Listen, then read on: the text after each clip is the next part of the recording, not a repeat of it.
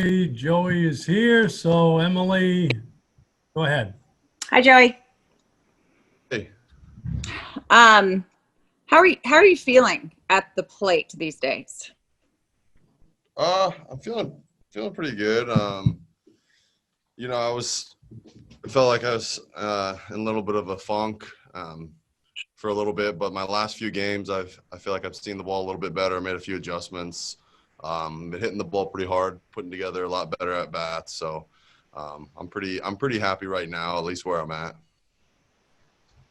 We've talked about this before. Do you feel like you're putting some maybe unwarranted pressure on yourself to carry this lineup a little bit?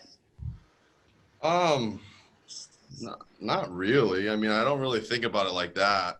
I think I just need to be smart about, knowing situations and whatnot. I mean, I know they're not gonna, just pitch to me and give me opportunities to hit the ball at the ballpark. And sometimes when you're struggling, that's what you want to do. So I don't know. I don't really think about it as putting pressure. I mean, there's 9 other guys getting the same amount of at bats. So, we all equally have the same opportunities to affect the game. So I don't think about it like that. I put pressure on myself to play well and perform because, I know what I expect out of myself and how hard I work. So that's the only pressure I really have on myself. What adjustments can you pinpoint anything or tell us anything about the adjustments that you feel like you made? Yeah, I mean, I just, I felt like I almost opened up my stance a little bit more. I felt like I was kind of closing off my stance, and I wasn't seeing the ball as well. With my hands, I was kind of wrapping my hands a little bit, and I felt like it was making me kind of roll over on a lot of things. So I tried to just, equal out my knuckles a little bit more and stay through the middle.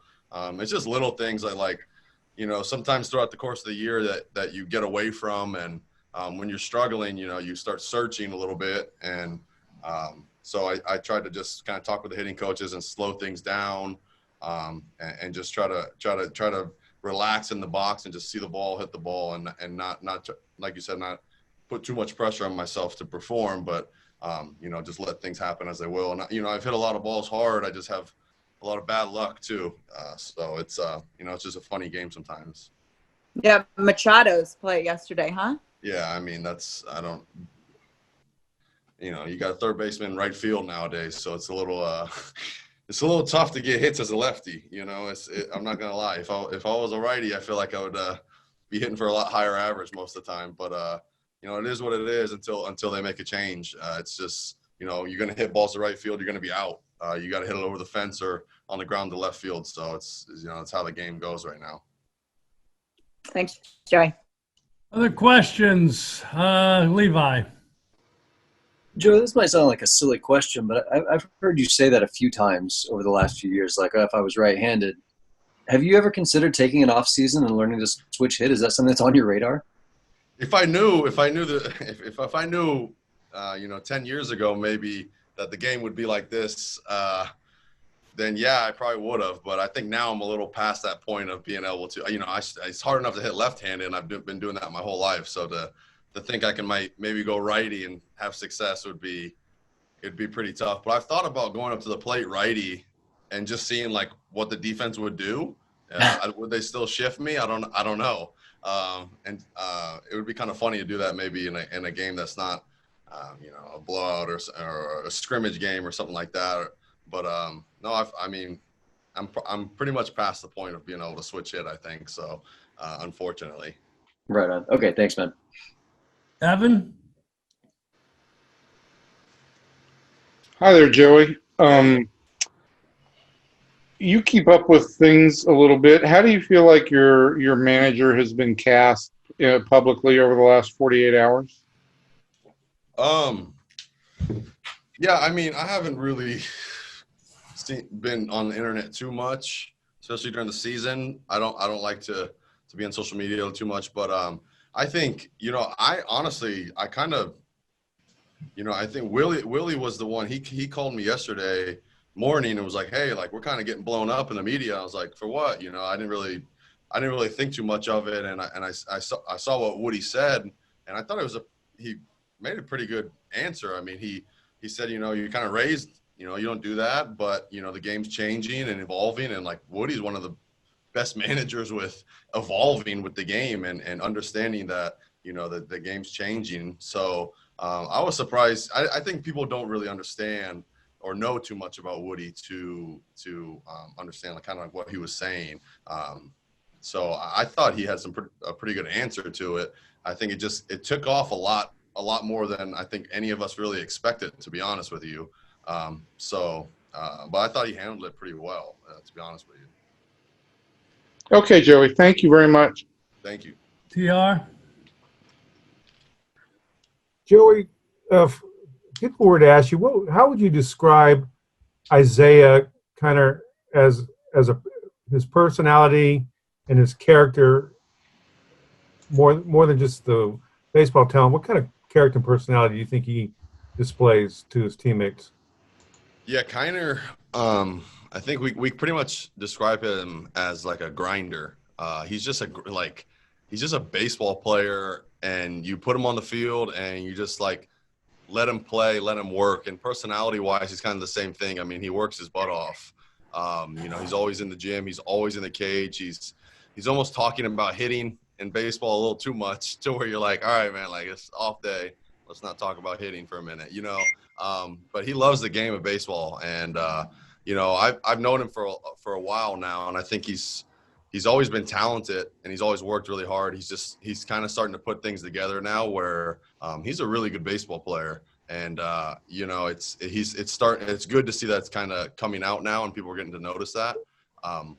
But yeah, like as personality wise, he's a fun dude. I love being around him. He's like a great teammate. And like I said, he works really hard and he cares a lot about the game of baseball and winning. So it's great to have a guy like that in the team. Teammates often reflect their hometown. I mean, I know you've always been very proud of Las Vegas. Can you see things about Hawaii that come out in Isaiah? Yeah, I mean, he always talks about being from Hawaii. So anytime he does anything, he says, that's because I'm from Hawaii. I'm like, well, I don't know if that's why, but he definitely, he's very proud of being from Hawaii, which I understand. And, you can tell that he is, he has the tattoos and he always listens to, that type of music and stuff. But it's really cool because, I actually took a trip to Hawaii and played a tournament there. I actually played his high school. When I was in high school, obviously not knowing who he was at the time. So it's pretty fun to kind of talk about Hawaii with him because I've been there and I've kind of experienced baseball there. So it's really cool that he's in the major leagues and, it's special that he's like one of those few guys that have made it. Jeff? So when Machado caught that ball, what were you saying to yourself? Well, first off, I hit it and it broke my bat and it was foul. So I wasn't really running that hard and I was looking for it. I couldn't see it. And then it started to slowly go fair and push fair. I'm like, oh wow, like I might get a hit out of this. This could be a double. And then he caught it and I actually stopped and I looked and I was like, is that the effing third baseman? Because I didn't even realize that was him that caught it. And I was like looking like, that's the third baseman. How the hell is he out there? And like Ragsdale, our first base coach, was kind of laughing. And, for like 5-10 seconds, I was pretty mad because, I felt like that was a double and it was taken away. And obviously, hits are tough to come by nowadays. So, that was literally my reaction is that the effing third baseman? And it was. So, definitely a strange game nowadays. You're used to this? I know it probably sucks every time. When, you hit a ball 104 and a guy catches it or something, but are you used to it? I don't think you ever get used to it. I think it's more of it's just a constant reminder. I don't know. It's just, you see a righty hit a line drive to left field and get a hit and you're like, why couldn't I be righty? And then you get up and you hit a line drive into right field and like the shortstop's playing short right and catches it, in your head, you're like, you're 0 for 4. You could have had 2 hits that day. You could have helped your team win. It's just one of those things like, not complaining, but it is tough. It's tough to be taught that that's a hit your whole life. Hitting the ball up the middle is a hit your whole life. And now you're out every single time you do it. it's kind of tough to deal, especially when you're hitting the ball hard or things aren't going well for you. So it's something that you never get used to, but you just have to deal with, I guess. So you take away the positive that you hit it hard, or does that even go? Yeah, it's almost it's kind of like you're happy you hit the ball hard, but then and you didn't strike out, but at the same time you're like, I might as well have just like weakly grounded out because I'm out anyways. I might as well just waste it and just popped up or something instead of actually wasting a good swing and being out. So that's why I try to hit the ball in the air a lot. It's tough to get singles nowadays unless I'm like bunting down the line. So I try to do what I can. All right, thanks.